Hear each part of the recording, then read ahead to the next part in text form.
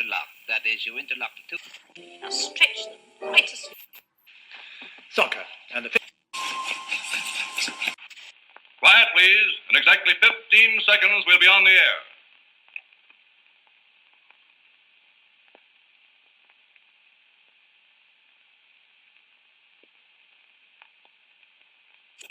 I felt like a reptile. Like a reptile. I felt like a reptile.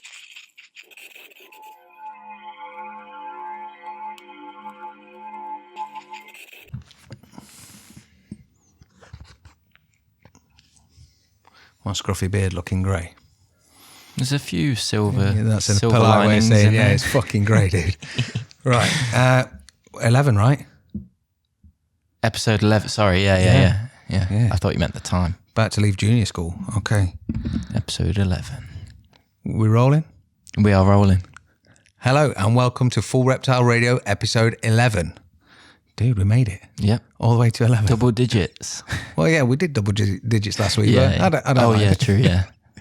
But all good. My 11's strong good. suit wasn't math. I remember. Do you remember hitting 11 as a kid? That was like a big milestone because obviously you're about to leave primary school. I think for me, probably like 13, because that's when you're classed as a teenager, isn't it? Yeah, I suppose so. It was You're more like super grown up. super grown up. Yeah. You're the man of the house now. Shaving. Oh man, that didn't happen till 23 probably. Mate, I think actually needing to shave consistently, probably in my 30s. Yeah. Like I don't shave. This is me just growing beard. Yeah. And I trim it up like probably once every couple of months, but I don't shave. Really. No. And I forget that I've got this. It's only if I'm ever like in a pool or in a bath and I move my head and it like drags, I think, fucking hell. You get it on, when you're micing someone up as well. It happened to DJ on Ariel's show the other day. If you've got a beard and you've got a mic there, it's just like... Oh, dude. Yeah, constantly just yeah. rubbing. No, well, I don't think my youngest daughter has seen me without a beard, ever. Because I know that I haven't been clean shaven since we had her. So I can remember, because we didn't name her for 3 days. It was quite a stressful time. The car broke down, loads of shit went wrong. Just call a baby for a few days. Yeah. And it was like baby Oxley. So we tried a few different ones. My wife was well into the name Lottie. And I was like, look. That's short for Charlotte, right? No, but just Lottie. Oh, okay. And I was like, look, she's going to need a fucking barber coat, green wellies, and have a horse, and I can't afford that. We're not a Lottie house. Fiat 500. That's it. So we kind of, it all got pushed back and she ended up being Bing. So it was all right, but I just remember at the time I used to shave and I used to have really big sideburns. Now, on my wedding pictures, I've just got big chops and no facial hair.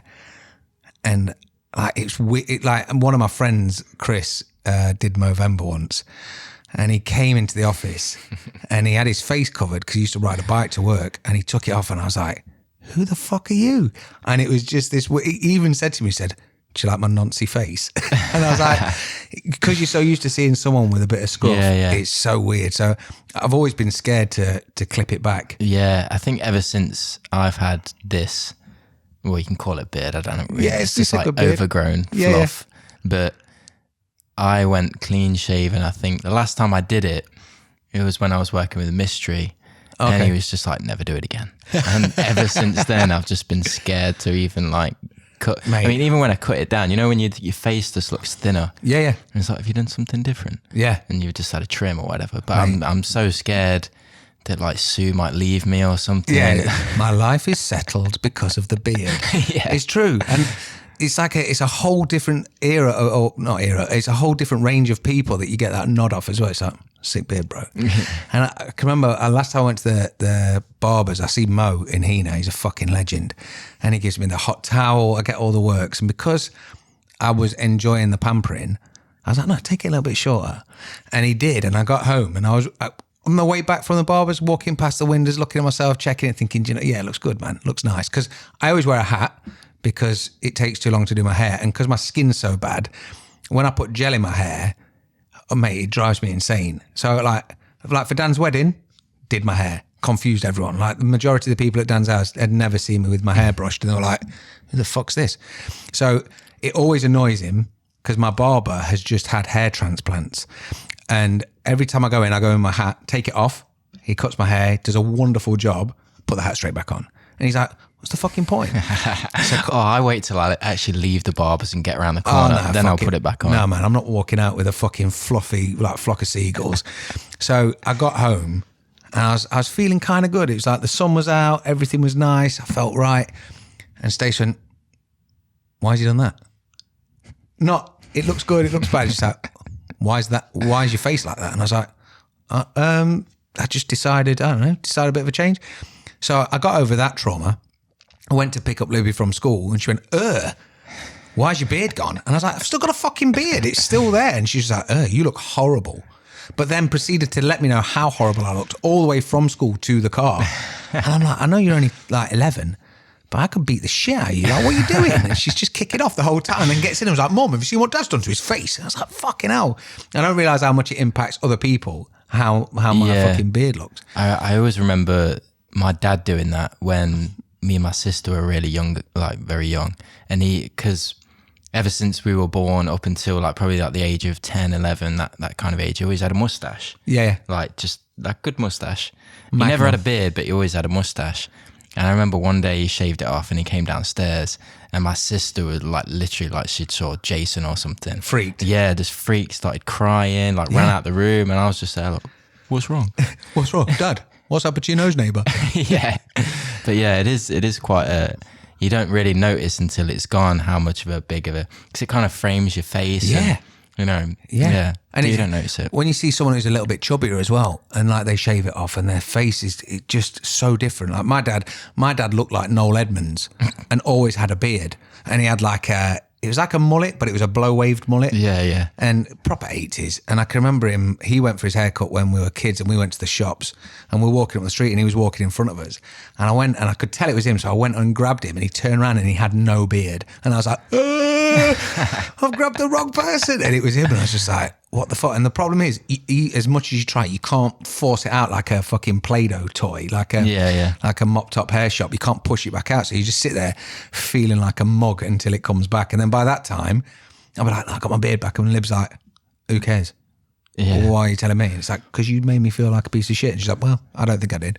There is people like that though, that literally as soon as they shave, it grows back within a few hours. Oh, mate. My dad used to work with a guy and he would shave every day in the morning and by 5 o'clock he's got like stubble. Yeah. And he'd have to shave every day. Well, obviously if he wanted to grow a beard, he could, but he didn't want a beard. He'd be down to his knees by fucking the end of the week.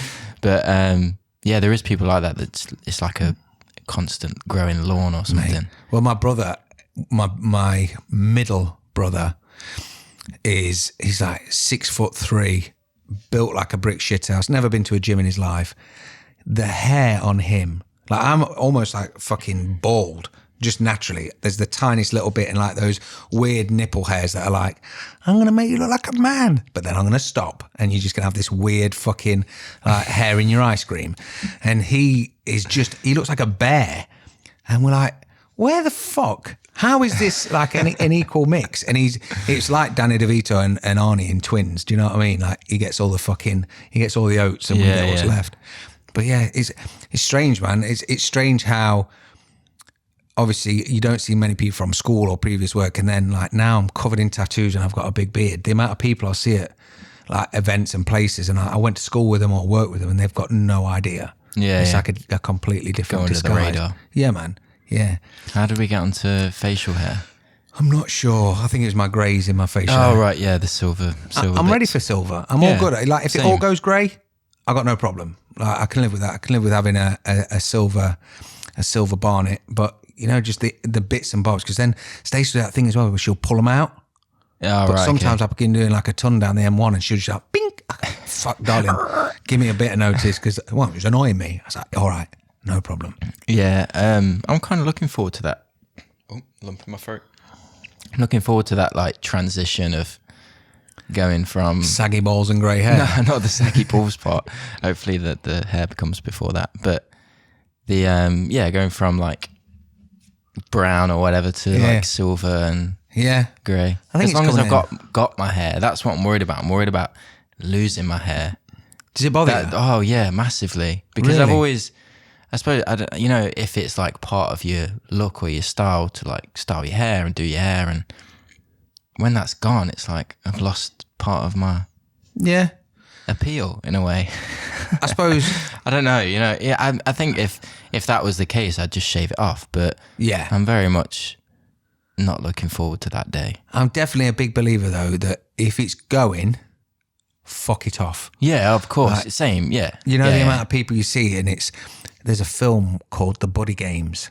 I don't know if you've seen it. Buddy Games. Yeah. I've seen it. It's like where Dax Shepard is in it, and there's like 5 guys and they're all friends and they get together and do these fucking stupid tasks and challenges. It's not the best film in the world, but they've done another one. So my wife was like, oh, should we watch that one again just for whatever, shits and giggles. And one of the guys in it, mad bald, but he's got like a patch on the front and it's really long. And then he's got a horseshoe of straggly hair. And it's kind of the character, but at the same time, I know a lot of people like that as well. And I'm like, dude, it makes you look older. It's like, when you look at like 1950s or 60s footballers, like Bobby Charlton, like where it's literally gone and they've combed over 4 strands of hair. I'm just like, dude, and he looks shave 70. it off, man. He looks 70 when he's like 23. And you think, but how like, is it just genetics, or is it like, has products and that come on so much better that you're not putting bad shit in your hair to make it go? Well, I'm pretty sure it is down to genetics. If you're going to lose your hair, you can't do anything about it. And I mean, I'm sure there's stuff nowadays with like serums and you can have transplants and shit like that. But I'm pretty sure, I think isn't it it comes from your mum's gene. Yes. So if you want to see what you look like, I guess, in the next 20 years, look at your granddad. Yeah, well, that's got to be from your mum's side. Yes, that's got to be true, because I've got 3 brothers, 1 on my mum's side, 2 on my dad's side. My stepmom was a bonser, and the bonsers are all built quite big, and they're all bald. And so Danny and Rich, Danny the big lad, he went bald pretty quick, like 16, 17. It's thinning. Like he was managing, but it was thinning. And my other brother, Rich, who's always been pretty good looking and had a strong head of hair, would always rip him for it. And now he's completely bald. And it's just like, that, maybe I should have laid off. Yeah. I mean, I think my dad's okay at the minute. He's losing like his front kind of, where it goes up the sides a bit. The sheer islands. Yeah. Yeah.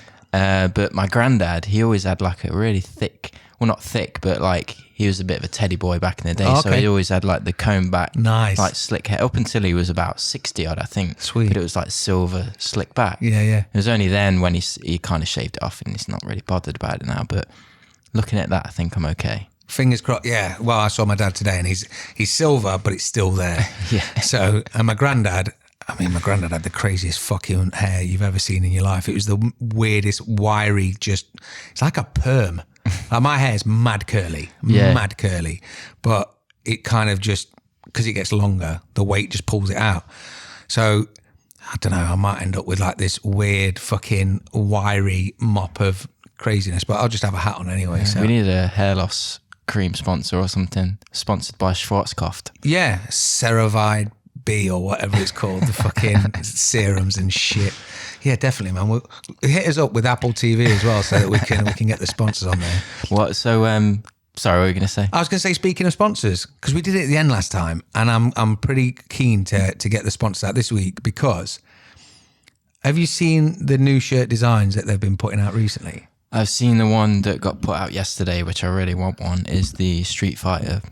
Sweet, mate. They've been messaging me, and obviously, so sponsored by New Shirt, newshirt.co.uk, and it's a load of, it's kind of quirky gear. So some of it's MMA related, some of it's retro. So there's games, there's some turtle stuff on there.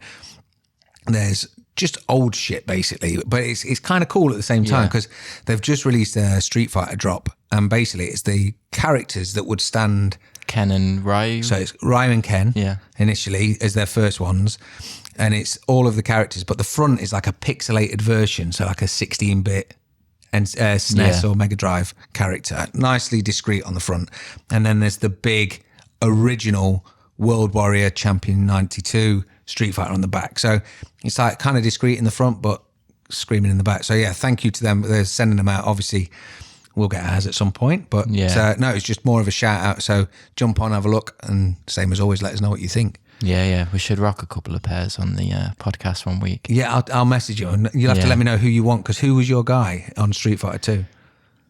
See, I was never a big Street Fighter person, to be honest. Had you missed it? I did kind of miss that hype. I mean, I always went for Ken, or who was the other one? Name a few characters and I'll probably recognise. So Ryu, Ken and Sagat had the same moves, or Sagat. Sagat was the Thai boxing guy though. That was the big guy with like the hand wraps. But so Ryu, Ken and Sagat had the same Hadouken, Tiger Punch and the spinning kick. Then you had Chun-Li, E-Honda, Guile, Zangief. I see, I always get on mix. I always get Tekken and Street Fighter mixed up character-wise. Okay. Because in Tekken, I always chose the guy with the big fucking massive long blonde hair on the motorbike. He had a metal arm. I forgot his name. I can't remember all Tekken. That's the thing. All of Street Fighter, I can remember all the moves. I know all of their backstories. I can remember everything. Because Tekken's the one with the guy with the leopard head as well, isn't it? I think he's called King. Yeah. But Street Fighter was never really... If I ever play it, I always pick Ken. I guess, yeah. Well, Tekken was weird because we'd had years and years and years on the Mega Drive, on the SNES, on the 64, on all of the consoles before Tekken. Their moves were very similar, so like down, left, and across, or the opposite, depending on which side of the screen you stood on. Whereas Tekken, you just pressed the two top buttons, triangle and square, or X and circle together, and if you were close enough, you'd grab them and do a move, which it was weird for an old school gamer that got used to learning all these combos. When you just go, do that, because Mortal Kombat had similar move structure, whereas Tekken it seemed a lot easier. Do you know what I mean? To learn stuff, you're just like, I don't know who I'm using, but I know if I press them two or them two, I'm gonna fuck you up. Yeah, I love because Street Fighter reminds me a little bit. So I was a little bit later than that, but Dragon Ball Z kind of style, with the similar kind of outfits and stuff like that. So I was more into that world, but it always reminds me of that, and I do like that kind of old school gaming kind of look. So yeah, it's cool. Yeah, it was my favourite. It was like my Christmas that year, because when Street Fighter came out, it came out on the SNES, but it was the original characters, no bosses. Mm-hmm. So you had the normal, I think it's 8. And that came out on the SNES, and the SNES pad was weird. It had 6 buttons, but it wasn't like a PlayStation pad that was comfortable in your hand to be able to use the shoulder buttons. Mm-hmm. It was all right on Mario Kart, but not on anything else. So I waited and I got it on the Mega Drive, and I think it was 60 quid. In 1992, 93, and I spoke to my dad and I was like, that's what I want. And he's like, that'll be everything. Because back in the day, 60 quid then's I don't know, £8 million now. And he was like, so I got that and a 6-button joypad, but I only got one. So my cousin used to come round and me and Gav used to play, but he had the original Mega Drive pad. And if you wanted to punch, you'd use the buttons. But if you wanted to kick, you'd have to press the start button to switch your buttons from punches to kicks. What? So I always had a wicked unfair advantage because it was my pad. I got it for Christmas. I'm not going to share it.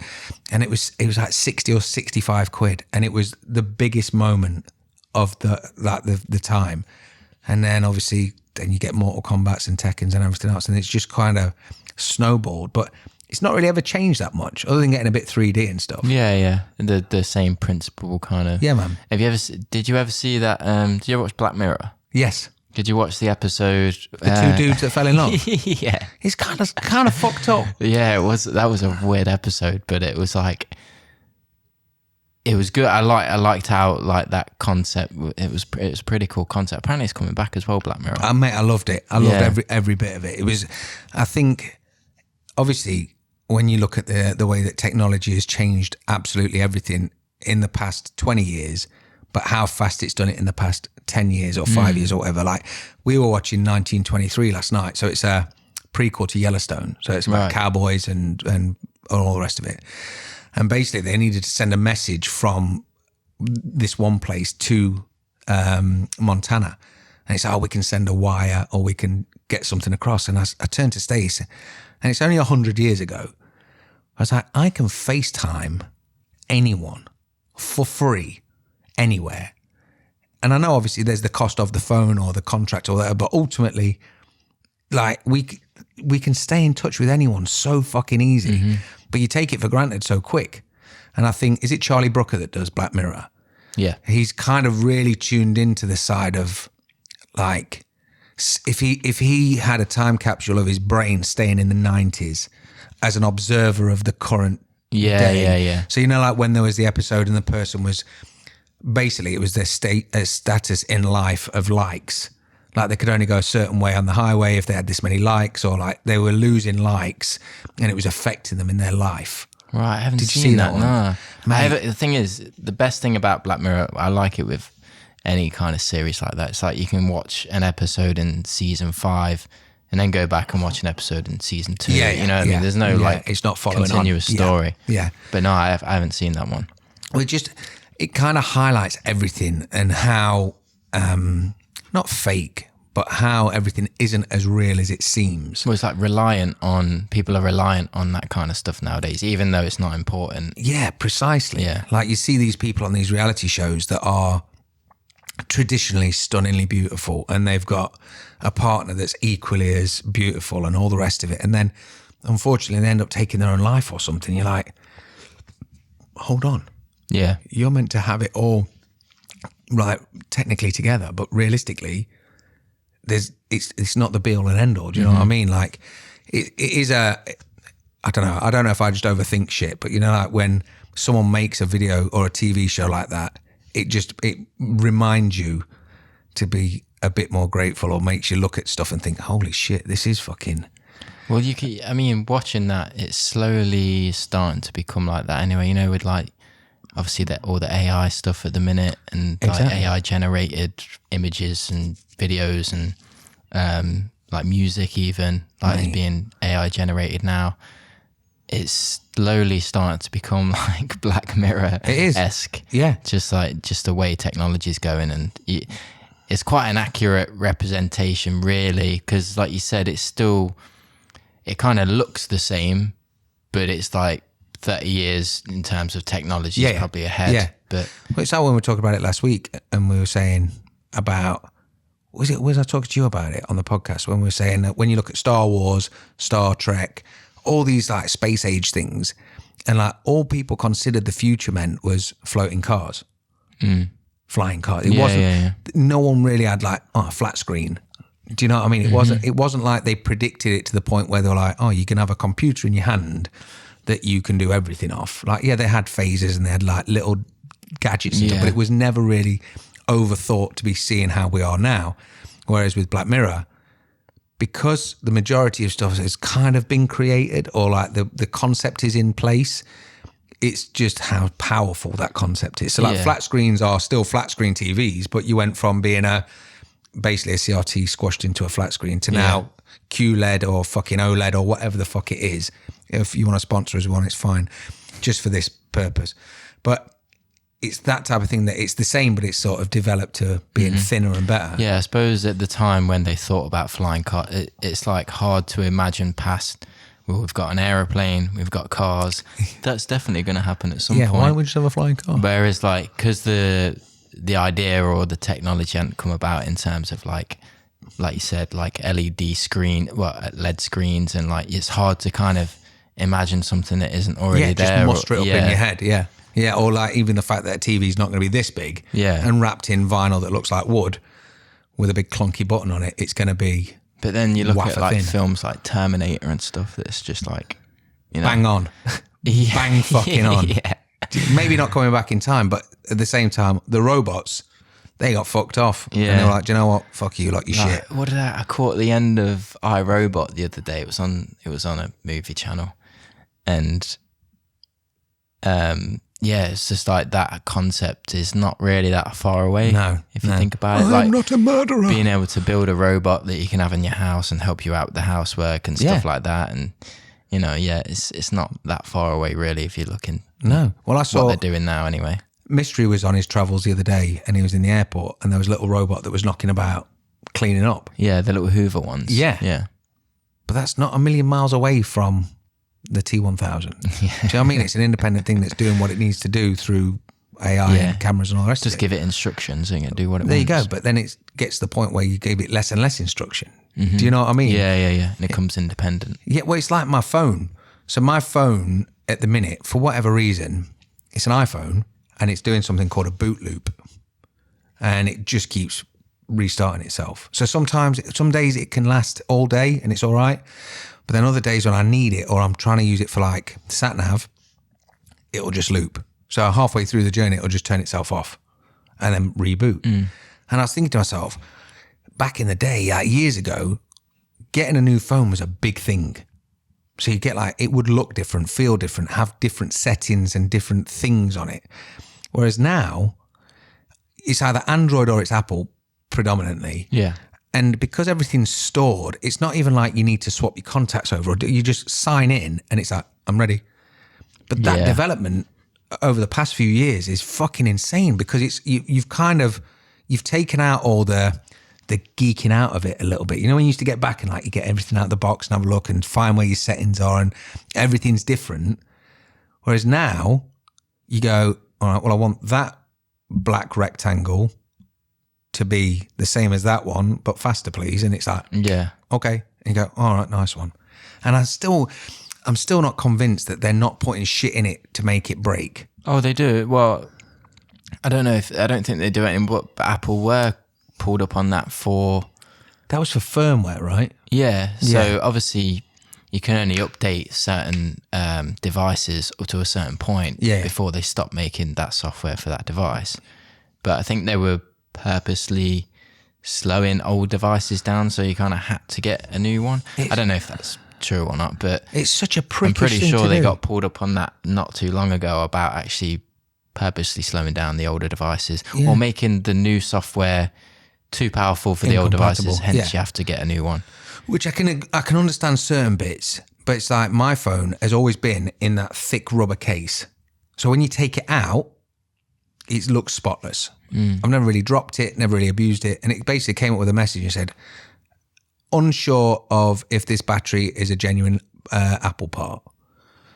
And part of me was thinking, just trying to be logical, well, I've never opened it. And they can tell, because you can tell where the screws are and all the rest of it. I've never opened it. I've never done anything. I'll take it to Apple. I'll go and see them and just say, look, the phone you sold me for, 1,200 quid isn't functioning quite right. What do we do? And this is where, when you had shops before and accountability and all the rest of it, it would be a better experience. Whereas now, because they're so big and powerful, they don't need to give a fuck. Because I sat down, she booked me in and said, oh yeah, let me have a look. Did all the diagnostics and everything. She went, yeah, it just does that. I went, okay, so what can I do? And she went, well, we can fix it. I was like, fucking sick, go on. And she's like, oh no, it'll be £540. And I was like, what? I haven't done anything to make it do this. Why is it doing this? And she's like, well, we don't know. I was like, well, if you don't know and you're actually called a genius, like how the fuck am I meant to know? Like, can I just change the battery? And she went, we don't know if that'll fix it. I was like, so what are you going to do for 520 quid? She went, basically, we just build the phone back round itself. I was like, it's 2 years old. And she went, yeah, well, that's actually technically quite old for a phone. I was like, no, it's fucking not. Like, I've still got a Nokia 402 that literally hasn't died since I stopped using it in 2001. It's still, the battery's still good. And I'm like, how the fuck is that? How is that acceptable? But because they are the brand I want to use and they interact with all my other elements for work and for private life, I'm kind of bound to it because then I'm currently on my daughter's old Samsung. And I know this is a big divide between Apple and Samsung. I'm not saying that one's better than the other. I just personally prefer Apple. Yeah. And it works better for me because it's what I'm used to. But fuck me, is it hard to try and get fucking used to that. Yeah. The thing is now, like you said, because you're so reliant on one particular brand or one particular device, like I would have to change my whole setup if I wouldn't have to change the whole thing, but it's little things like I've got a Mac. So my phone is automatically all connected to that. So I can AirDrop, I can share files and do whatever. It's all interjoined. So if I've changed my phone, I lose that quick process, that element of like, everything being joined up. It's so kicking me in the nuts. Yeah, you do have to figure out what works best for you, I guess. And I've always used Apple since like probably I think my first Apple phone was iPhone 4. Yeah. So I've had Apple all the way since iPhone 4 up until now. And I've never had issues with it, to be honest. No. It is great. See, I haven't, and I would have honestly thought if I'd have gone in and gone, hey, your product you sold me is kind of acting a bit janky because of something that's happened internally because of what you've done. Can you sort it? I wouldn't have been thinking I'd be staring down the barrel of 540 quid. So, yeah, a bit of a shitty stick at the minute, so I've got to see what I can do about that. But I'm currently on a horrible marble cased. Yeah, I noticed that. It's nice, isn't it? Yeah, it's nice. It did have my daughter's name on it, but I had to lose it on your kitchen worktop. Yeah, mate. Yeah, I need to lose it. It's a problem.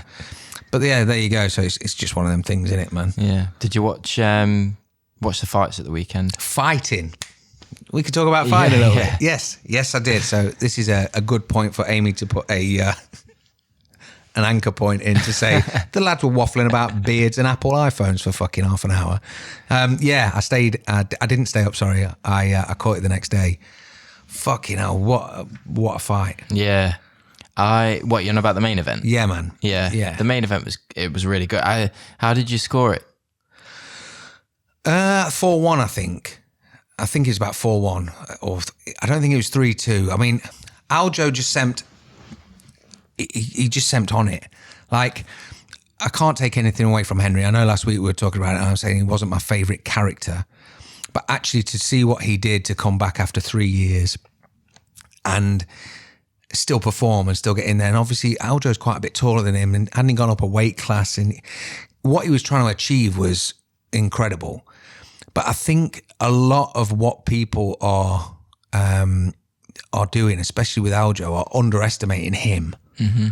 I'm not saying they're completely overlooking him, but obviously, as far as star power, and I mean star power goes, like a Rousey, a Brock, a O'Connor, because of the whole illegal knee thing, it's easy to overlook him. Mm-hmm. But if you actually look at his record and what he's achieved, it's incredible. Yeah, well, he's the most successful bantamweight now, really, isn't he? Yeah. In terms of like consistent title defenses, and who he's faced as well.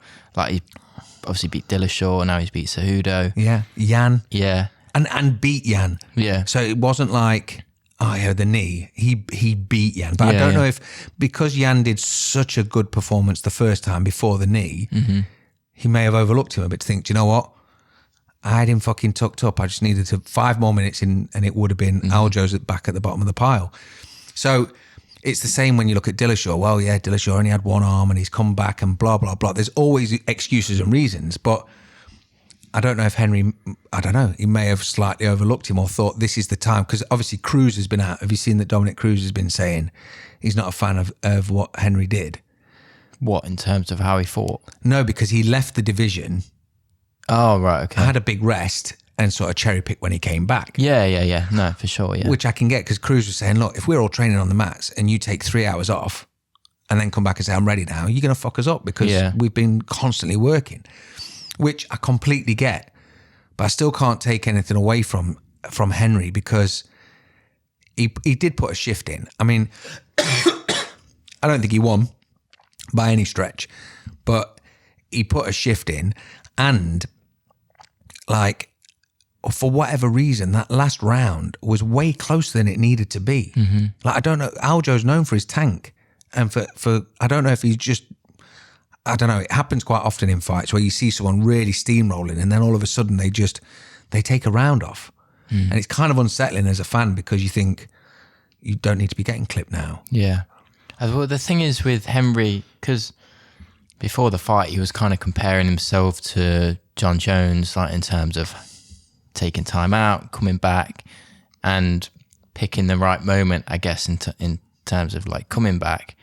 But I think the difference is, like, I think you can do that at heavyweight. Yeah. I don't think you can do it at lower weight classes, just purely because of the pace of the fight and like the shape those guys in, how fast everything moves, how fast everything happens. Whereas John Jones left a weight class where he was really dominant, and we'd already cleaned it out, hadn't he? But then all he needed to do was put weight on and go up, because he's already got the experience, he's already got the technical ability, and he's fighting a slower opponent. Yeah. Do you know what I mean? So I think you can get away with doing that at a higher weight class, but when you're fighting, like Henry's obviously had time out, he's older, and Aljo's been active, and you know, I feel like that was the big difference. Really, it's like I don't think you can do that at the lower weight classes. No, and I think it's difficult. That's why the GOAT is a really, really difficult conversation, because when you look at weight classes, it's like if you look at who John Jones has beaten and who he's been against in terms of danger and stature of opponent and like who they are and what they stand for, and when you look at a lower weight class, it's like comparing hammers. If I needed to hit a nail with a hammer, and I've either got a toffee hammer or I've got a sledgehammer, with one strike, the sledgehammer makes more difference. And I know that sounds really fucking stupid, but it's kind of, the bigger they are as an overall threat, it's like having a Jack Russell or having a wolf.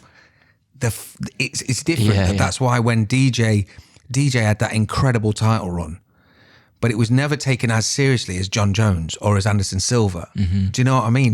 Because you're like, look, these are fighting fucking fully grown men that are sparky. And I'm not saying that Henry Cejudo is not a grown man, because he is, because I'm a small person and I can't help being small. But you put in the box you put in because of your size, and that's all it is. But the heavyweight boxer was always considered the baddest man on the planet because he's the biggest and the best. And it's just there's levels, and so that's why the GOAT thing is always really difficult. Do you know what I mean? And it's like you can't shrink John Jones down to being a bantamweight and go see how you get on there. But that's the thing about John Jones. He had the skill and the technical ability of the smaller weight class kind of fighters. Yes. Because obviously they have to do more in order to finish a fight. They have to move faster, they have to get up faster, you know, scramble quicker and be a lot better technically than a heavyweight who can just knock someone out with one punch. Like Derek Lewis, for instance. He's not a technical fighter by any means, but he's got the most knockouts in UFC history. Yeah. And purely his hands down look to like one ability to fucking knock someone out. Yeah, and his hands look like a fucking ham hock. Do you know what I mean? But it's like when you'll see or you'll hear commentators say, he moves like a bantamweight. Like someone like Jimmy Crute or someone like that, you know, he's a like heavyweight, but he moves like a bantamweight. That's a big compliment because when you've got someone that doesn't do that, like Derek like Lewis. Cyril Gane, for instance. Cyril Gane is fucking lightning, especially for his frame. But it's tricky, man. I don't think Henry did himself any disservice, but I think in his brain he's got the Olympics, he's got the belt, and now he's moving on to the next one. And it wasn't necessarily, this wasn't in his plan. I think he thought that he was going to take care I think of him. he was fully convinced it. I mean, you would be, wouldn't you? But of course, I think people are, like you said, overlooking Aljo, because I mean, really, he didn't look in any danger at any point in that fight. No. And I think with his style and the way he fights, I think he can do that to the majority of the division, to be honest. I don't think, me personally, means like obviously the Sean O'Malley fight's next. And did you watch the end of the? I loved it. I love the fact that Sean O'Malley was in a Thriller jacket for the fucking. In it, man. Just the fact that he's in a Thriller jacket before you even start was fucking gold. Because I thought it was going to be quite cordial. It's like WWE. They've started bringing him in after the fights now. They used to do it. Fair. They used to do it back in the day, and then there was riots. And obviously, I mean, even if you Google the Strikeforce Brawl, fucking superb. If you've not seen it, it's worth a watch. It's Mayhem Miller and the Diaz brothers and Jake Shields and the whole fucking thing. Then you've got the Lions Den Brawl, which was even way before, which was like Shamrock and Tito, I think. But like they slowed it down a bit. But the fact that O'Malley came in, I was like, here we fucking go. Yeah. And I was expecting O'Malley to just be kind of chill and just be like, fucking hell, dude, you did it. Well done. Fair play. And Aljo sent like he was on the back foot to be like, all right, mate, I've just been having a scrap 25 minutes. How are you? And then Sean O'Malley sort of like turned it straight up. I thought, all right, well, he's selling the fight. Like O'Malley doesn't necessarily need to sell a fight because you're going to tune in anyway, and it's going to be a superb spectacle. But when Merab like chucked his jacket on, jumped on the cage, I was thinking, what the fuck, man? It's gold. Yeah, it was funny, man. He was like a little naughty school child. He was just behind him. He found it hilarious. Yeah. But how do you think that's going to go down? The O'Malley Aljo? Personally, I think if I was going to back someone, I'd back Aljo in it. Okay. I just think, like, obviously Sean's like wicked striker, technically is brilliant, and I know he trains with like a really good group of like jiu-jitsu guys at like MMA Lab, and with Tim Welch is his like coach at this guy does the podcast grappling with, right? Yeah. So yeah, I don't doubt his ability. Obviously, I just feel that I think once Aljo gets him down and drags him down, I think he can do what he's done to the majority of people. Yeah, Sean. I can see that. Open to be surprised, and to be honest, I don't mind who wins because I'm a big fan of Sean O'Malley as well. Yeah. I'm just thinking, especially with the confidence that Aljo's going to have coming off the fight against Henry, and I think it's down to like his gas tank as well. Like he trains with Merab every day. Like he works super hard and at that consistent level. Yeah, I think for me, probably the same sort of thing that Aljo's already got. He's got that momentum. He's got the team. Having Merab just beast him all the time is fucking ideal because he's going to put you in an uncomfortable place. I mean, the gas tank isn't necessarily a question, but it was like when he takes a round off, like in round 5, he seemed... that concerns me because when you look at the height of O'Malley in comparison, the success that Jan had against Aljo was in striking, wasn't it? He was picking him off and he was being fast and accurate. And we know that O'Malley is fucking fast and very accurate. The only thing then that I think on the other side is that, well, Aljo was landing quite a few leg kicks and O'Malley really suffered with a leg kick against, was it Eddie Wineland? Cheeto, sorry, not Eddie Wineland, he sparked him, but it was Cheeto. And so there's the potential, like, it's just this massive coin toss. But I think if O'Malley can establish range and keep away and keep peppering him and frustrating him and maybe trying to get him to tire out, because let's say that it's a stifled match and obviously O'Malley's got good ground game and Sterling's got a really good attacking ground game. If he doesn't put him away, he's only going to make himself tired. And if he has to have a round off like he did in this, and it gives O'Malley that opportunity or that window to be able to get in there and exploit that, then maybe that's where we see it change. Yeah, that's the thing as well, because we've not seen O'Malley, I mean, we've not seen him in a main event yet. We've not seen him fight 5 rounds. No. And because even the Peter Yan fight, that was only 3 rounds. Yeah. I could have watched that for another 2 rounds. But and if it had gone 2 more rounds, I think it would have been probably more to Jan's side. Yeah. Obviously, it was a controversial decision anyway, but it's true. Yeah, and obviously we've seen Sean O'Malley finish a lot of his fights and he's definitely got that ability. I just think if he has that approach against Aljo and it doesn't go to plan within the first couple of rounds, I think he's going to find himself a little bit lost. I think Aljo's going to take advantage of that and, start using his grappling, tire him down. Yeah. And I think the advantage, even though O'Malley's got the height advantage, there's always that, when you're fighting someone shorter than you, you probably lose a little bit of power on your shots because you're punching down rather than, straight or up or whatever. But I mean, I'm not a technical striker, but I imagine don't do yourself a disservice, that's true. The case. And yeah, I don't know, man. I just think with the momentum that Aljo's got, and I think because he's been so overlooked, I think he kind of uses that as a little bit of proof. Ammo. And obviously with the illegal knee thing, it did put a lot of people off his character, but I don't think it steers you away from his ability and stuff, that he's still, the best bantamweight ever probably at the minute. And I mean, even if he'd have said at the time, keep the belt, put it on ice, we'll come back, we'll do it again.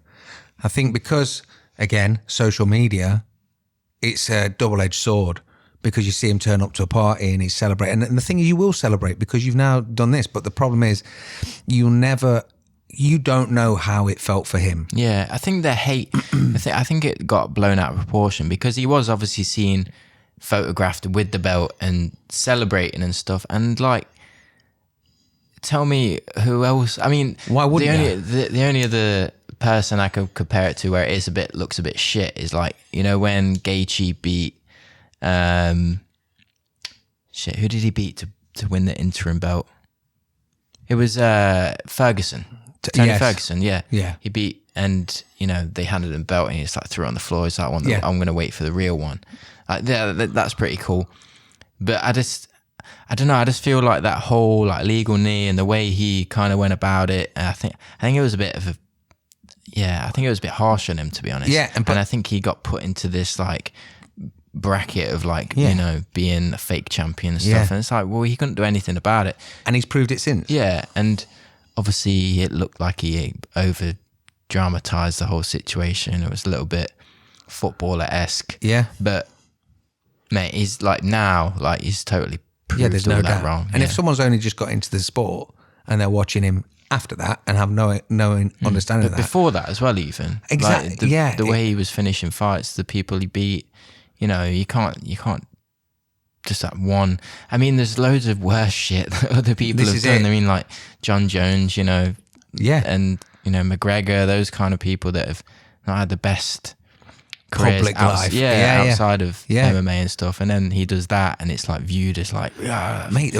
The thing is, it's always gone on. Like when Rampage lost to Forrest, he went on a rampage in his truck that said Rampage down the side, and like had a massive crash, and it was documented, but it wasn't as accessible because again, that was years ago when not everyone had that much data on their phone, or they weren't addicted to the phone. They weren't on Instagram, TikTok, Facebook, Twitter, everything. They were just on one or the other, and like you might get a bit of a murmur. But now because it's fights every week, it's a lot more public. Like you'll see them at the after party, you'll see them backstage, you'll see them walking backstage, you'll see them talking to their manager or whatever, and it's because it's all made public. It kind of, like I say, it is a double-edged sword. Yeah. But I definitely, like, I was impressed with Aljo. I was more gutted for him that he didn't get the stamp, because if he'd have done in round 5 what he'd been doing in the first few rounds, it would have been like a get out of my cage, dude. What are you doing here? Whereas it didn't feel like that for him. It gave an opportunity for Cejudo to come back in and be like, well, I've clearly won that. Mm-hmm. I think obviously by bringing Sean O'Malley in and stuff, I think it does help promote like the next fight. You know, it creates. Oh yeah, without doubt. Well, depending on the fighters, obviously, if there's a little bit of a grudge match there, which I think there is, then it obviously it's more entertaining to watch. But you know, when they did it with Volkanovski and Makhachev, and it was very respectful and stuff, and it does help sell the fight. But I also feel like it does kind of take away the moment a little bit. It's like, man, I've just won. I beat Henry Cejudo, and then now you just push in someone else in my face to make me fight again. It's like, it does, for me anyway, like you want to be in that moment and celebrate. And he got booed as well, man. Yeah. It's like, why? What's happening? Why are you I've booing literally him? just put my fucking life on the line. Yeah. Well, it was one of the most famous ones that I can remember was the Matt Hughes and George St. Pierre. So George St. Pierre was desperate for a title shot, desperate, and he got to the point where they were going to give him the title shot, and Matt Hughes had a fight, and GSP got in the cage afterwards, and you could tell that they'd been like, "You've got to be a prick, you've got to be a dick, you've got to do this, you've got to have a go," because like he was such a nice guy. And he just went up to Matt Hughes, and Matt Hughes is stood there with his whole family, his dad, his fucking twin brother, all the rest of it, and obviously at the time, he was an absolute rock star, staple of the organization. And GSP went, "I was not impressed by your performance." And it was like the weakest diss.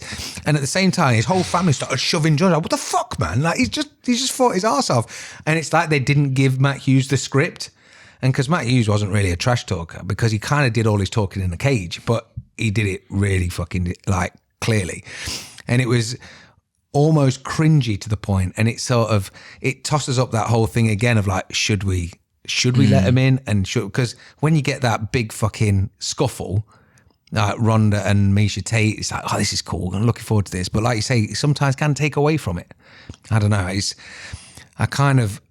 just let it all go past and just sort of wait till the next day. It's just odd how they do that in fighting sports and then they don't do it with any other sport. You know, if they brought in like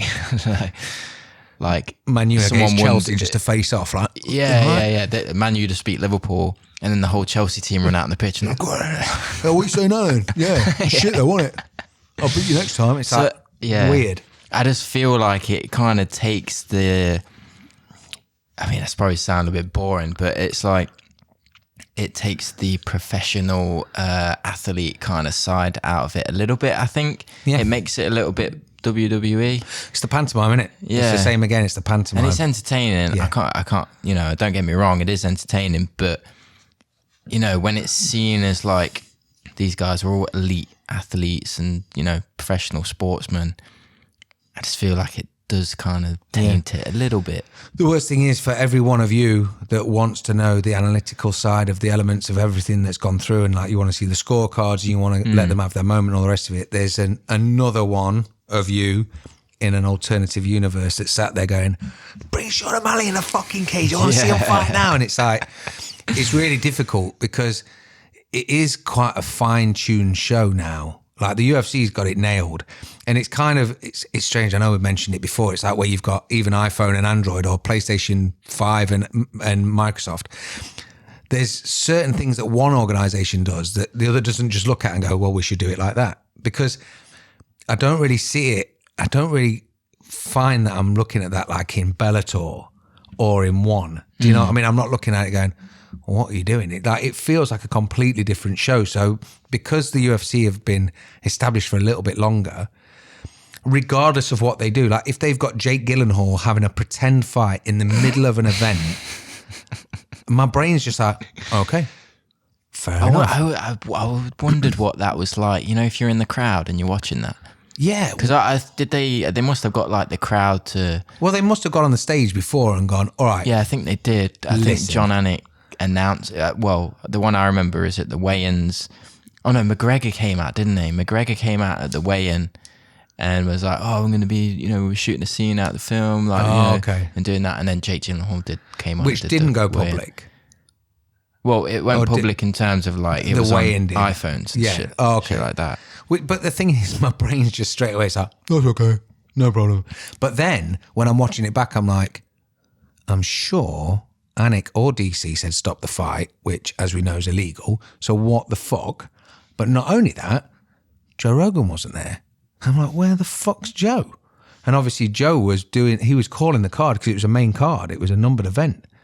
But he wasn't in his seat during the filming because they had Megan O'Leary sat there. And I was like, oh. So has Joe just got too much Joe Rogan money and he's like, you want me in this film? Sure, no problem. Man. It's this much. It was 100% that. Like his voice alone is so recognizable now just with like his podcast. But it needs to be in it. Yeah, but you know, if the production budget doesn't go that far. Listen, Joe, I can roll you a fat cone. Just please, just say, just shout, just say something. Yeah. But they didn't. They obviously. Yeah. But I think Anik's voice is. I like Anik, man. I think he's very much a staple of the sport now in terms of like, you know, hearing. And he's super professional, which is gold. Because I like Anik, man. I love Anik. I've followed his career since ESPN. Like I've said, and he watches Pix podcast. Does he? I think he does anyway. Oh, fair play. He definitely doesn't watch this. But he does watch the Pix podcast with Dan and V because he's always commenting it or liking the clips and stuff. Oh, nice. I don't know whether he's just liking the clips, but also I'm pretty sure he does watch it. That's good, man. Well, the thing is, Dan, there's a lot of free resource there. Because Anik's got a lot of space to fill. He's got a lot of time to fill when he's commentating. Because obviously, like I say, I've followed him since his ESPN show. So when MMA was still like a bit blacklisted, there was a lot. I mean, when was I in that department at Egg? Probably 2006, 2007-ish. Around about 2007, 2008, he was doing a show on ESPN, and it was like he'd pestered them that much that they were like, look, just all right, fucking do it. Because Like who does the UFC game now? Is it ESPN? EA Sports, yeah. EA refused to do it because they said it was a dirty game, a dirty sport. They were like, no. Do they do it? I'm pretty sure they do. Whoever does it now didn't have it. So the UFC was made by a different company. Like Ubisoft or something. Yeah, like that. something random, French, like Ubisoft. Then EA made its own MMA fighting. And I think on the cover, don't quote me, was Randy and Fedor, which is obviously the dream matchup that never happened. And it was shit. And so then fast forward to like the UFC making an even bigger splash, obviously they took over. So Anik then migrated from ESPN to the UFC. And because at the time he was employed as there's the play-by-play, right? There's the colour commentator, which is Joe Rogan. Yeah. And the play-by-play. There's the play-by-play, which is the, John Anik's role, yeah. Yeah, so when there was Dan and there was Johnny analyst. G. So Dan was the analyst and Johnny G was the... Is it play-by-play? Yeah, he was the play-by-play. And then they'd have someone like Felder on who's probably like... I don't know, it's weird. I think yeah, they always have three. And one's colour, one's analyst, and I think one's the play-by-play. I'm pretty sure. If we could get 10 or 15% of John Anik, Boston John Anik, in the commentator... Like if this was 15, 20 years ago when the UFC was as it was back in the day, you'd have had a different Anik. Because when you see him on his social media swearing and being a little bit leery, I really like that Anik. And because he's been forced into this halfway through someone getting knocked out, it's like Nemirov vodka from 1884 and corn nuts. And you're like, dude, I know he's got to do it. I know it's part of his read and all the rest of it, but as a fan, I'm taking in most stuff that's around anyway, just having a look, like, I wonder what that is. Like, you don't have to say it. Mm-hmm. But obviously, companies want to know that they're getting their money's worth. And it's just sometimes, I don't want that to be taken away from him because he's so uber professional and he's got his play-by-play. Whereas if he was in the colours seat for a couple of weeks, just to see how he'd play it off. Yeah. Do you know what I mean? Like... I was listening the other week and there's points where Joe doesn't say anything for such a long time. And I don't know if he's out having a piss or having a coffee or something, but he's only doing... He could have having a cone, man. A bone. Yeah, there you go. But like, he's only doing the numbered events now. But I'm not saying he's tuned out, but it's just like, oh, well, I've made my point. I've established myself. Yeah, well, he's kind of earned that right now, hasn't he? He's been there so long and he's so... recognisable that he probably don't even have to say anything. It's still, because obviously he goes into the cage afterwards, interviews fights and stuff. So yeah, did you see the video on Bruce Buffer's Instagram? Someone had filmed him getting ready to read the cards, and it was so sweet. Buff's such a lovely bloke. I've met him a couple of times, and he was always really, really professional. Just such a nice guy. Had a lot of time for everyone. And you just see him like just standing, bouncing on his feet, like getting ready, like kicking the cage, just in his own little zone. And I think a lot of people had said to him, how'd you get hyped up? Do you practice? Do you rehearse? And he was like, no, I get in there. I feel the energy from the crowd. And it was a wicked clip, but it's like, I mean, obviously they're the last few standing of the UFC originals that make a big difference. I was always worried, like what would ever happen if we lost Buff? But I mean, he's still there, but it's that voice, that iconic voice, same as Rogan, isn't it? It's just, that you're dialed in now as soon as you hear them. Yeah, it's like when you watch football. Is it John Motson passed away a few months ago? Yeah, a few months, I don't know. Time goes so quick. But like that voice, when you even when you're not actually watching a football match, or like your dad's watching it in the back and you can hear John Motson's exactly voice, what's going down. Like shit. It's like a subconscious voice that's always it's in weird, your brain. Yeah, it's that energy that they bring you instantly. It just takes you into another experience, or just sits you straight down in front of that TV. So I don't know what happens when stuff like that goes down. With when fucking they're filming Roadhouse, I can't imagine it's a normal experience for any fan. But I assumed it's probably quite a smart way to do it, really, because you've already got a crowd there. Yeah, true. You've already got a set. Like, you might as well make the most of it if you've got the connection. Well, Conor McGregor's got the connections to get that film in there. Yeah. It's going to be I don't know, what is it? I guess I've never seen the original. Oh, It's you need Patrick to watch Swayze, it then, isn't it? Yeah. Don't watch the Family Guy version. Watch Family Guy version. Peter Griffin's just roundhouse kicking people and then going, right. Roadhouse. Which is kind of accurate. It's pretty much 60-70% there, but yeah, watch the Swayze one. He's the boy, man. I was going to say, did you, because I mentioned it last week, and obviously if you watched it, but the One Championship card as well. I watched a couple of bits because I can't remember, that was when my phone started going fully fucking mental. So yeah, it got to the point where it was either I'm going to smash my phone or I'm going to walk away. So I saw that DJ defended his belt. Yeah. Which was, I mean, the size of the other dude. What's his name? Adriano Moraes. Moraes, that's mate. And he looked devo. But to give it to DJ and his family there, and it's incredible. And when they said at the end, "Are you going to fight again?" He's like, "I'll ask my wife."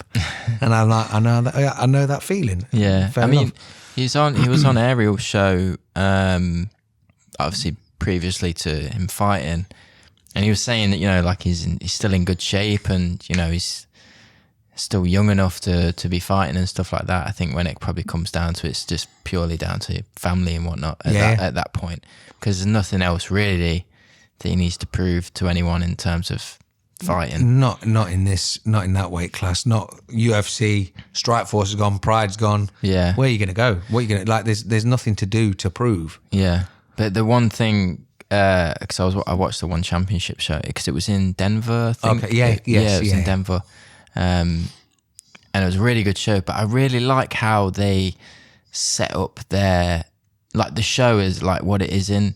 You know, because when you watch the UFC and you can kind of see the crowd. Yeah. A little bit in the background. In the One Championship, it looks like they're just in a circle in like a black room. Like a murder dome. Yeah, I really like that kind of the way they set it up You with like the that? lighting and stuff. Oh, yeah. okay. Because it looks more like a show, like they have a massive like walkout and like, massive screens and stuff playing. It feels like a kind of an old school like tournament kind of feeling. Yeah. And I really like how they set it up. And Yodri Chatri's like there, and he's just like, "You just got like $100,000 and shit like that." It's really cool, man. Yeah, I really like One Championship. That's the kind of energy you want in it, and I think because UFC is like established and they've kind of made it now, you don't see a lot of that. Like I can remember when Dana got in the cage and gave Stephan Bonner a contract as well as Forrest Griffin. Yeah. And it was fucking huge. That was such a massive thing that happened. And you could tell that he was emotional and buzzing about it, because even though they know the numbers had gone up, they didn't know that it was going to catapult the UFC into what it is now. But it was because of these two dudes, which unfortunately we lost Stephan Bonner. Was it early this year or end of last year? It's kind of this year, I think. Mate, I never know what day or time it is, but it's 3 or 4 months ago, I think. Yeah, crazy to think that like one of the pillars of that fight is now no longer with us. But there was a lot of energy then. And it has changed quite a bit. Like we were talking about this last week for saying about who gets the next shot, which moves us on to Belal against Burns. What are you saying there? Yeah, I mean, I think Belal deservedly won for sure. I mean, I wanted Burns to win just because I like Burns. But his style. Yeah. Not even his style, just his persona, and he's a cool guy. He's very respectful, good athlete. I'm not excited about seeing Belal against anyone. I kind of am because of the eye poke. That before the eye poke, him and Rocky looked like they were having a decent scrap, and it was a little bit more like the Eubank Ben sort of fights, you know, where it's very close. Whereas I don't think the loss really affects Burns that badly, because it was a short notice fight. He injured his arm, so I think he'll fight for a title again. Yeah, and I really like Burns, and the fact that he stepped up and he did it, and he got in there and he went 5 rounds was impressive. But for Belal, it was more just that confirming, like, I'm fucking knocking on this door, man. And I think sometimes when these people get overlooked, then it's nice when they get that proving ground. Yeah, for sure. No, I get that 100%. And I was saying this last week about that people get overlooked and stuff. But I just can't can't get over the fact that I'm just not excited to watch him fight. No, I know what you mean. I know what you mean. Yeah, it's like having your favourite character on the street fight. You know Of what I mean? course, of course. And I think sometimes there are occasions when the matchmaking just completely clicks. When if it is him and Rocky could be an absolute banger. It could be a shit show, but sometimes when you put these different personalities together that are normally so quiet, you get like a massive reaction, which is, I've seen it happen in the past. So I'm just hopeful that I like Rocky being champion, and I like the fact that he's proven himself. Not only has he beat Usman in the most insane way, he's also beat him properly. And then, I mean, hopefully he takes Covington out.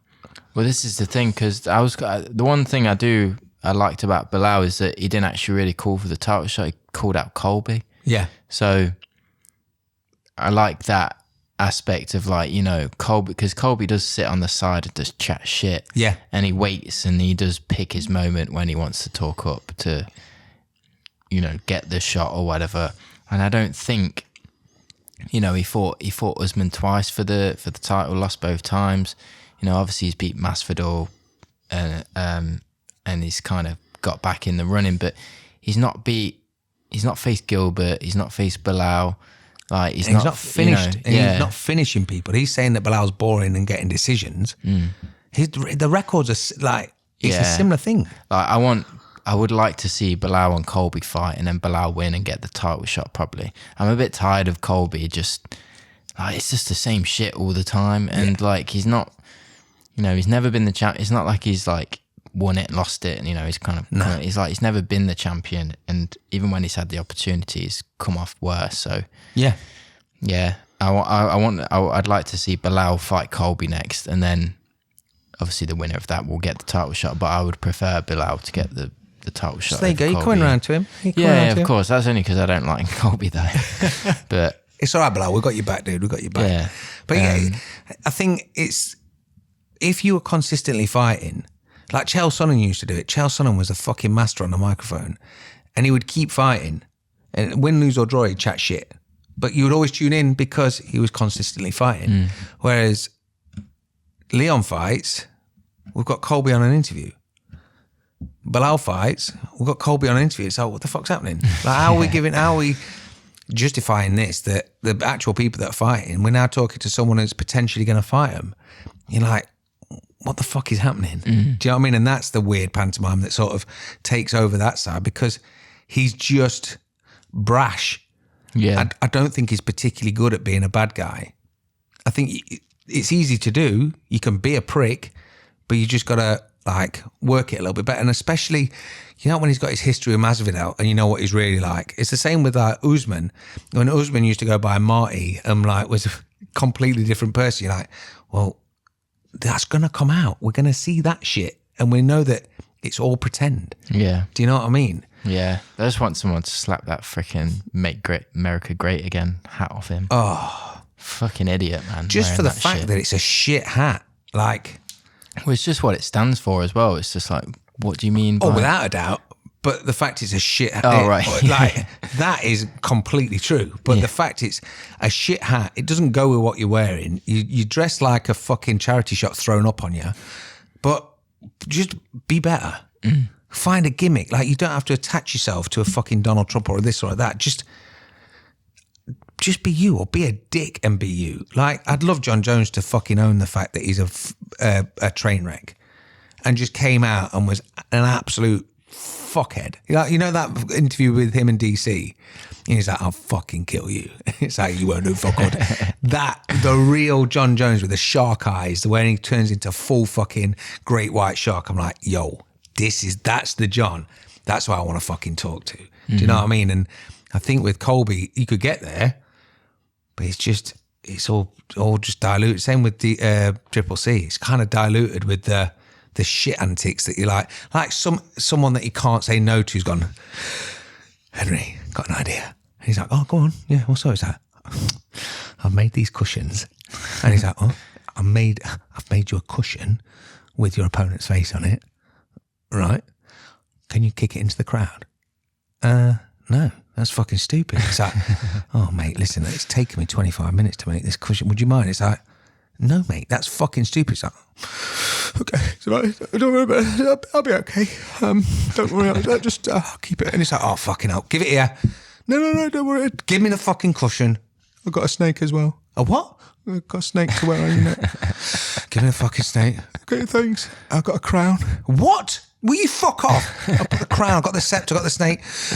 And he goes and makes himself look like an absolute fucking prick. And yeah, he won, but like, what damage is that done? It just I don't know. I like realness, and I suppose it is taking over a little bit because of the Conor thing. So they're trying. Yeah, but at least Conor, when he did it, that was actually him doing it. It wasn't a character. That's it. It was like, actually, that's just what he's like. Yeah. I mean, obviously, he took it too far when he was being offensive and stuff, but... Yeah, but he's still him. Yeah. It's still him. Yeah, throwing that was a dolly just through a very fucking... drunk, yeah, extreme version of him. But you get that, and you'll know someone that once they hit that one too many whiskeys or one too many vodkas, you know you got to get them home.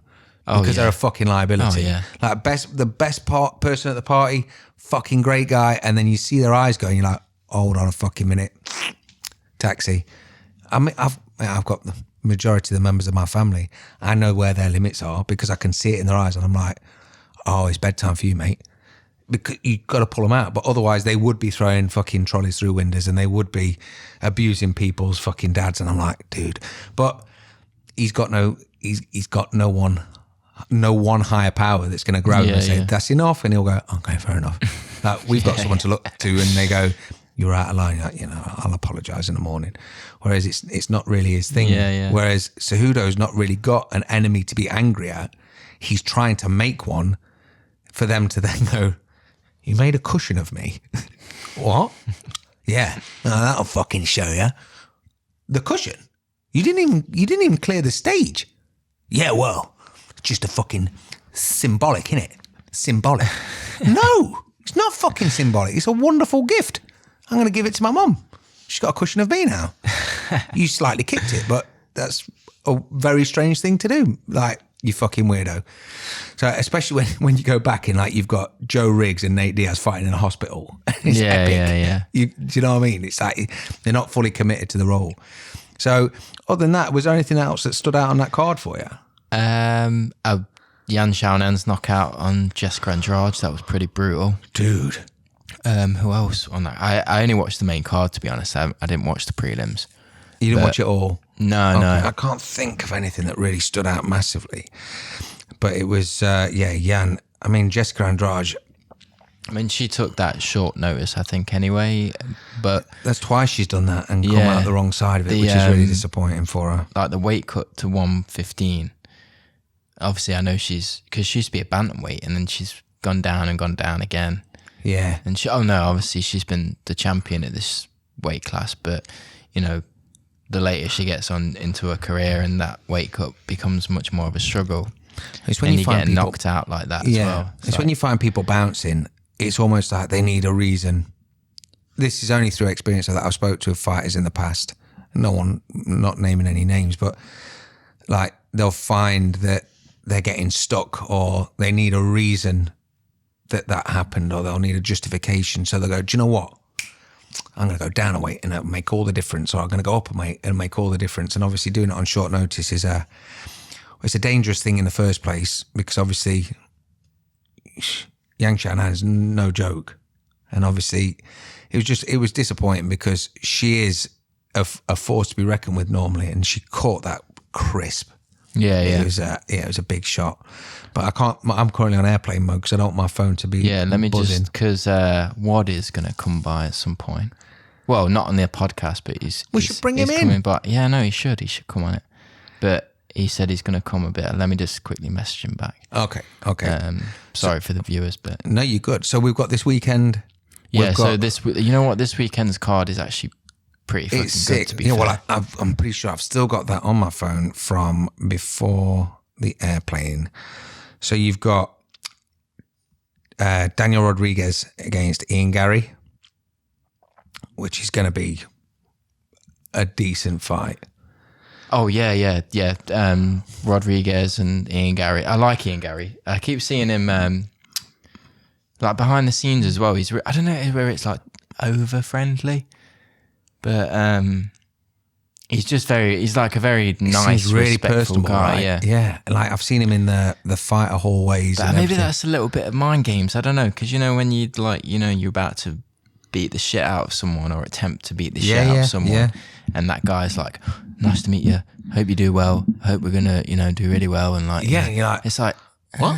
This is a bit weird. Is that a cushion with my face on it? No.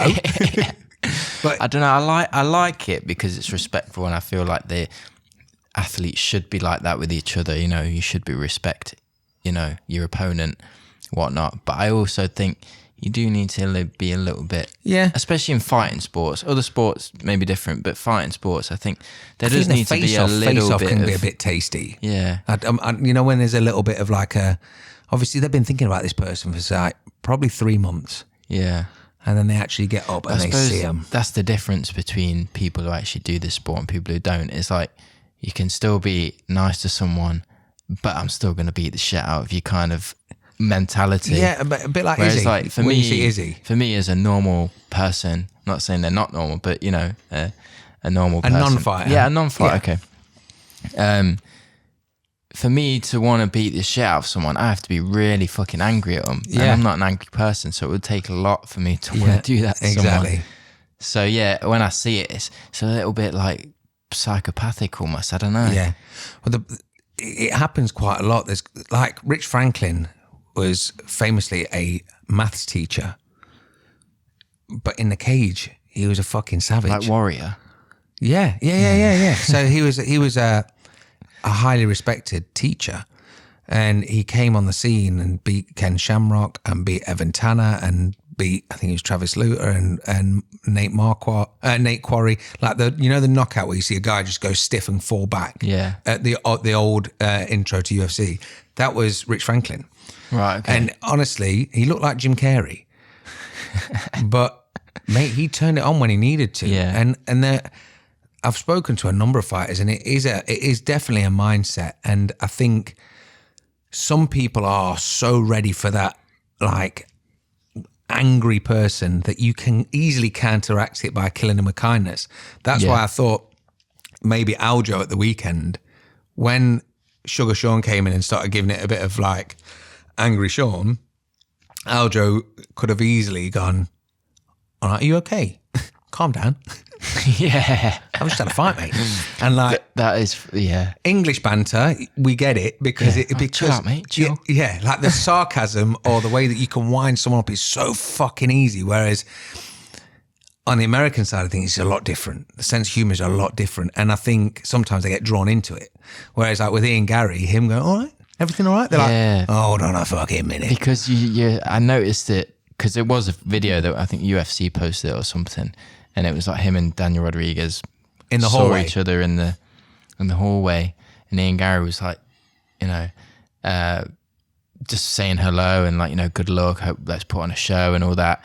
But then it was just Daniel Rodriguez, his face, he looked like he was kind of expecting some kind of Connor treatment. Yeah. And so he was a bit like, okay, yeah, we'll put on a show. But you don't know if, because of the mind games, if it's intended or it's not intended mind games. Yeah. It's still mind games because Daniel Rodriguez is in fight camp, and there's a movie, I can't remember what movie it is, it's happened a lot of times, but that line of like, "I know what you think I'm doing, but I know I think I know what you think I'm doing, so I'm thinking what you're thinking before I'm thinking what you're doing, because you are doing that, but you don't mean that, but you might mean this, so I know that you know that I know what you know that you know that I know what you think I know you think you're doing." Yeah.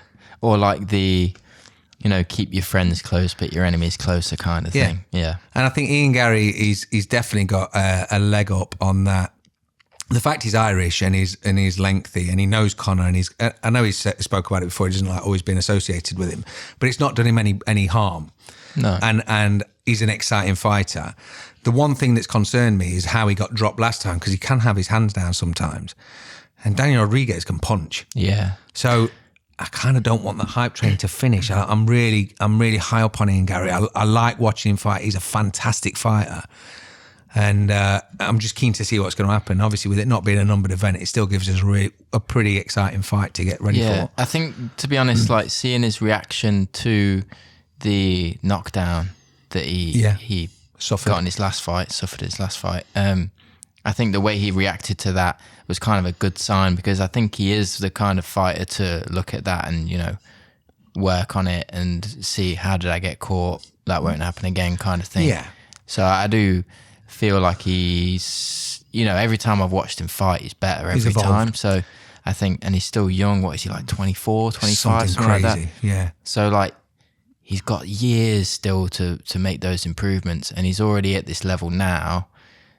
Like I really think he'll be a big thing in the next couple of years in the UFC. And the thing is, when someone has got to a point where they've got to, on their own skill and merit, their coach may have been saying to him for the past 3 or 4 fights, put your fucking hands up, and he's like, I'm all right. You know, when they can revisit that and be like, right, mate, now we need to, because obviously as your momentum grows, I mean, the scary thing is that I could be his dad. Yeah, shit. Ain't that, how fucking mental is that? Like, if I'd have had him at 18 or 17, that's fucking terrifying, isn't it? Like, I see him as just a dude. It's like, all right, Dad, go for a fight. It's fucking mental. But no, it's an exciting fight. Who else is on the card? You got Ian Gary. So yeah, you got Ian Gary. Daniel D. Rod is the third fight down. Okay, then you've got co-main event, Johnny Walker. Because everyone keeps saying that this could probably have been the main event over the main event. And okay, maybe against Rosenstruik, but not against Almeida. Almeida's on like a 13-fight win streak. Yeah, I know what you mean. I just feel like Johnny Walker, because Johnny Walker's headlined a few events, Anthony Smith's headlined a few events. But it's on the weight as well, isn't it? Because they're heavyweight and they're light heavyweight. True, yeah, I always forget about that. But I think Johnny Walker's, I think he's on a bit of a good run at the minute. I think he's kind of reevaluated where he was with his team, like, because I know he's at SBG now. Yeah. But I think before he was kind of like roaming around, floating around, and I think he's quite settled now, and he's had those losses and he's learnt from those losses. And, you know, the people he's beat in his past couple of fights and the way he finishes fights as well. So they put a video out earlier of like all of his finishes in the UFC, and he's brutal, man. Yeah. Like, and I think he's quite young as well. I think he's only about 30 odd. And I think if he can kind of keep this momentum up and keep improving and getting the big names, and if he beats someone like Anthony Smith, I really think it puts him somewhere within the, you know, the top 5 of the or next title potentials at least anyway. Mate, when he came on the scene and he was knocking people out with such unorthodox things, I was a big fucking cheerer for him to have a fight against John Jones. Because he might not have been number 2 in the division, but sometimes like a last minute replacement or someone gets that opportunity, and that's why they end up getting the belt, because he looked so good in so many performances that you're like, Johnny Walker's the next big thing. And I don't know if because he did so well and obviously he enjoyed the success and all the rest of it, that he took his mind off the ball, and took his mind off focus. But it's very similar with Smith. Like, the pair of them have had really impressive wins and then also super disappointing losses. Like the Jamal Hill knockout of Johnny Walker. Oh, you know, he went like down like the wavy man. Yeah. Insane. But realistically, Jamal Hill is currently the king of the castle. And this could be, is this for a number 1 contender? I don't think so, because I think at the minute, obviously, Yuri's still number 1. I don't know what the rankings look like in the light heavyweight at the minute. Let's have a little look, actually. Because I don't think it will be a number 1 contender fight, because it's not a bad backup as a number 1, is it? Yeah, well, that's what I mean. I think what this will do will kind of push this person up into like the top 4 or 5 of potential next. But it's going to be good. I mean, Anthony Smith, when he's on, is so good to watch. And the same with Johnny Walker. Like how Johnny Walker took Craig out last was. I just think, I don't know, with Johnny Walker though, man, what is he, like 6'5"? He's Something crazy like that. tall. He's massive. Like, he could easily probably go up to heavyweight and be quite successful, I think. Do you reckon? Just purely, yeah, but I like, what do you think he walks around at? I Like, don't know. He cuts He's 205. He always looks quite gaunt. He never seems tonk though. But yeah, but I mean, the way he gets knocked out as well, like, I don't know. If he's getting knocked out like that at 205, do you want to see him getting knocked out by Rosenstruik? Yeah, but I think if he's got the extra weight and he's got the extra hydration, and Or maybe. I think probably be able to take more punch. Not that he wants to. I'm just saying that I think he'll be able to stand and not have that like threat of being knocked out by one big shot. In my opinion, anyway, I think.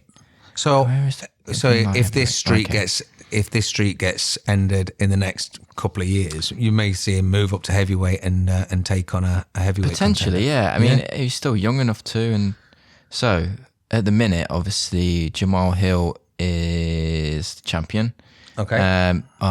Yuri is number 1, Ankalaev's number 2, and Yan number 3, Rakic 4. So Smith is number 5 currently, and Johnny Walker's number 7. Didn't Smith beat Rakic? No, Rakic. Rakic beat Smith. Okay, I'm pretty sure. The wrong way around. But so yeah, I think if Johnny Walker gets the win over Anthony Smith, he'll probably shoot up to number 5, and then he's in that group of potential next title shot contenders. I mean, obviously you're going to have Jamal and Yuri fight in August, I think. I don't know if that's been officially announced, but I saw something the other day that's what they're aiming for. And then Pereira as well. Yeah, man, that's the thing. Dude. If you throw like Pereira's moving up to light heavyweight now, that just, man, like I could see Pereira beating all those guys. Maybe I think Yuri and Jamal might be a different story, but and Ankalaev maybe we're wrestling. Yeah. It's quite an exciting thing because obviously John Jones has vacated and we've seen the belt move hands so regularly. Mm-hmm. It kind of makes it exciting again. Do you know what I mean? Because the problem is with a John Jones main event, you know what is potentially going to happen. Yeah. You're only ever waiting to see that small chink, and it very often didn't happen. I know Vitor caught him in an armbar, and Gustafsson like pieced him up a little bit, but there was never any massive real danger with John. Whereas now, it's moving hands really quick. I mean, light heavyweight's stacked though at the minute. To be fair, it's a very competitive weight class because obviously you got the guys at the top, but it's kind of even playing field all the way down to like. I mean, you got Dominic Reyes at number 12. Yeah, he's obviously been on a bit of a skid, but like, you know, you've got a lot of competition all the way down. Yeah, mate, it's going to be good. And if we can just start seeing when has Jamal Hill got a fight booked? Well, this is the thing that the Yuri Jamal Hill in August. We're still just waiting for it. August though. Yeah, I think that's he won it like 2 months ago, didn't he? When was that? What, the Glover fight? Yeah. At least 2 months ago. Yeah, but then obviously Magomed and Ankalaev and Yan fought, didn't they? Yeah. But then it was a draw. Yeah. And then what happened after that? Nothing really. Oh, so there you go. So it might be. So if Anthony Smith and Johnny Walker put on an absolute show and Dana... Oh, no, sorry. It was Ankalaev and Yan fought. It was a draw. Yeah. And then Glover got the shot because of that. Yeah. And then obviously Jamal's here and he's just kind of sitting there waiting for his next fight. But obviously because Yuri didn't lose the belt. As soon as he comes back, he's going to get the shot. So, and I think from what I saw, I don't know, it's not official or anything, I don't think, but I think they're aiming for August, September time before the Jamal Hill Yuri fight. So who do you think has got the potential to have the best run and take over light heavyweight out of Yuri and Alex? Who are you backing, Pereira or Prohaska, for taking over the light heavyweight division when they're back? I'm not discounting Jamal Hill. Obviously, he's the champion. Sorry, say that again, sorry. So Jamal Hill's currently the champion and had an amazing performance. Now, when he fights Yuri, if Yuri wins, or out of these two, because I think I'm really excited to see Pereira at light heavyweight, but Yuri is a different beast. Out of those two, because they're both obviously number one contenders at different weight classes, so it's slightly different. But out of those two, who has the potential to take over the light heavyweight and reign as a king? It's so hard for me to go against Alex Pereira. I don't know what. There's something about him that is just scary as fuck. You're just scared of him in case he listens. Oh, Alex. Yeah. But I just think as an overall mixed martial artist, Yuri, I think he's a better mixed martial artist than Alex Pereira This is. sounds like a very comfortable fence that you're sat on. Yeah. I need you to make a decision. So if I'm going to make a decision, I'd probably pick Yuri. Not scary Alex. No. The only thing that would haunt my dreams now. Yeah, the only thing that would make me go away from Alex is I know someone that knows him behind the scenes, and he is getting a little bit older, and he's made quite a bit of money, and his hunger doesn't seem the same. Yeah. Does that make sense? So I would love to see the original 2 or 3 fights from Pereira that we saw in the UFC move forward. But this person I spoke to, they were telling me, like, well, it's not really the same hunger. I'm not saying it's true, not saying it's real, but obviously they know this guy. So it might be that he might have just tuned out. He's won the belt, he's been there, but he's not as fussed. Or you might see the killer come back like you did against Strickland, which was fucking terrifying. And I could see if we get that Alex back, it's going to be incredible. Yeah. I think it would be smart for him to move up to light heavyweight just based on how fucking big he is. But all day.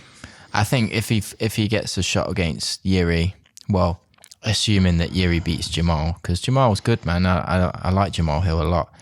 Mate, he's dangerous. Look, I say, look at what he did to Johnny Walker. It's not like he's a pushover. I'm not discounting him. I'm interested because these two, they really piqued my interest. It's interesting though, because I think Alex Pereira beats Jamal, but I think Yuri beats Alex. So I think if I was going to pick my ultimate light heavyweight king is Yuri Prachka. Yeah. If he was the same one that came back after his shoulder surgery. Yeah. Yeah.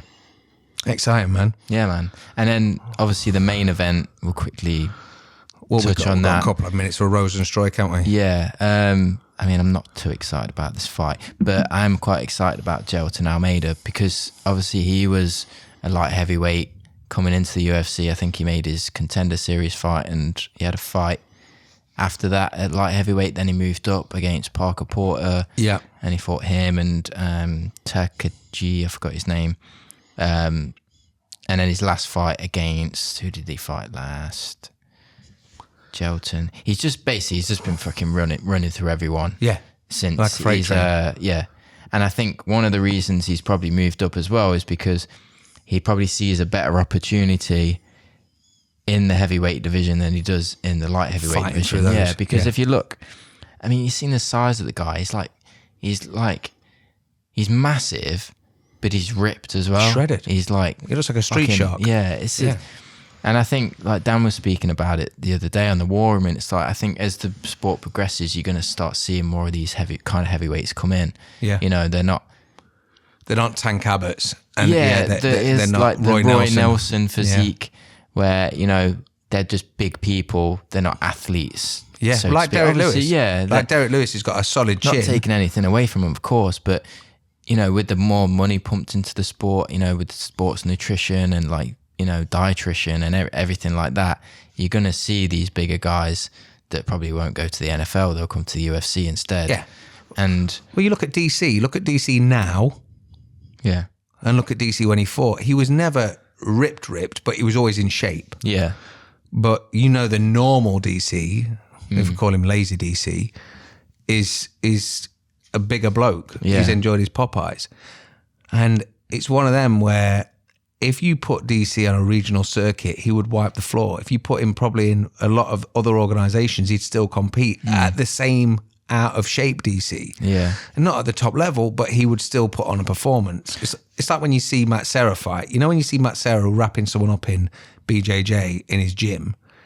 That's not the same shredded Matt Serra that used to cut weight and train and everything. It's just muscle memory, solid Matt Serra. Yeah. So, I don't know. I mean, Rosenstruik he's had so many ups, but he's had equal amount of downs recently, and I think when people start fast on him, it gets caught. And the problem is, I'm kind of leaning towards that he's not going to see the end of the first or second, because Jelton's going to start out quick. Yeah, I think Jelton, especially obviously now he's moved up to heavyweight, he's not hitting the top end of the scales, but he's at the point where he's big enough to make heavyweight, but he's still maintaining the speed and the strength and like the physical attributes of a light heavyweight in the heavyweight division.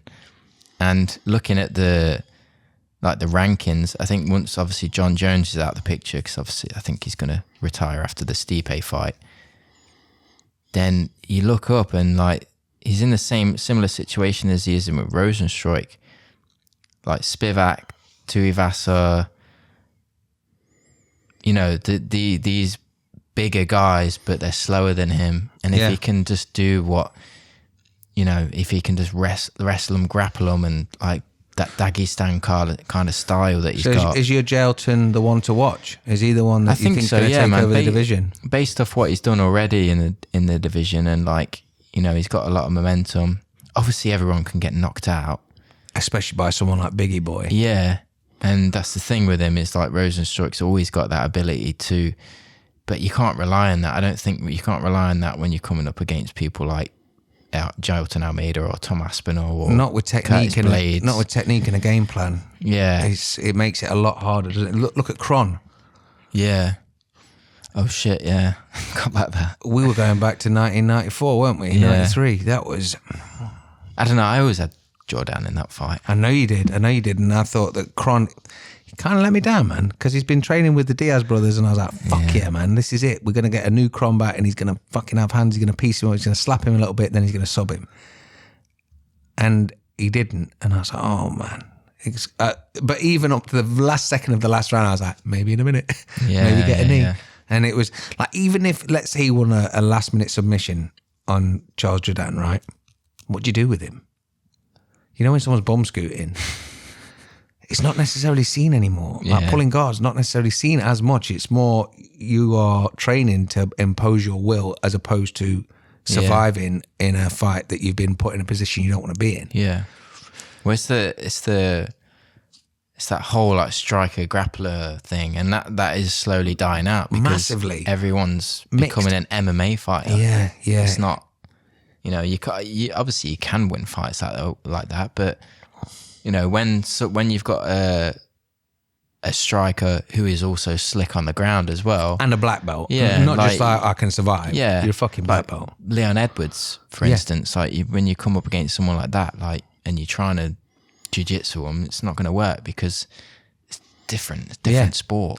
Well, that was it back in the day. Like it was a case that you had the jiu-jitsu in your back pocket to know, I've got this as like a security. So if you could have been clipped and survived and clung on, it wasn't like you're holding on for dear life. There was also a possibility of getting the fight out of there by choking someone out or taking someone's arm or taking someone's leg. Whereas that seemed like that was all that Kron had, which was kind of, it seemed short-sighted for saying, as much as he is an absolute legend at jits, you need so much more. And it just showed that gap that has obviously been filled in by the majority recently. But no, other than that, man, I'm excited about this weekend. There's some good fights on there. I don't know what time it's on. I'll probably catch it next day if it's ridiculous. I will definitely catch it the next day. But yeah, it should be a good card. I'm looking, especially for the top 3 fights. I'm looking forward to those. Yeah, man. Yeah. Well, good. Well, let us know what your thoughts are. Let us know who you think's going to win. And on anything else, beards, street fight characters. Don't forget to check out New Shirt, and we'll catch you next week. Nice one, man. Take it easy, dude. Take it easy. I felt like a reptile. I felt like a reptile.